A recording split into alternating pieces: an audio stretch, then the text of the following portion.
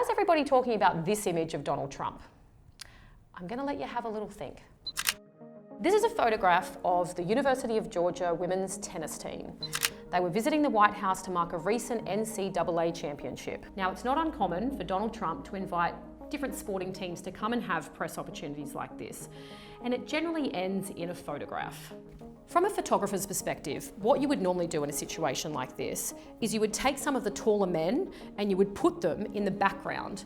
And what that means is that people who are slightly smaller or slightly shorter have a little bit more space to breathe. This is an elite women's tennis team who are there, and one of them can't even get a look in. They have to look over the shoulder of one of the other men just to get in the frame. The other thing I would do is create a bit of balance between the sexes. So I would move some of the coaches in with the players. And the last thing I would do would create a bigger set of stairs. I have no idea why they've bunched 11 women into a tiny staircase when you've got all of this room.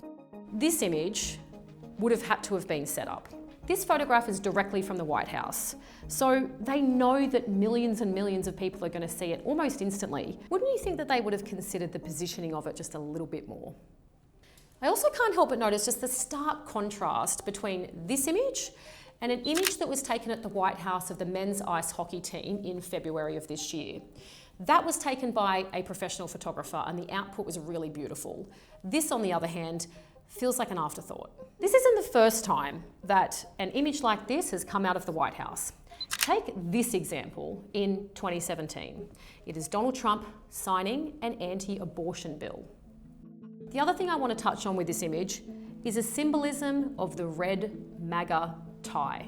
The colour red is really synonymous with Donald Trump's administration. Every single visitor who walked into the White House is wearing the exact same colour red.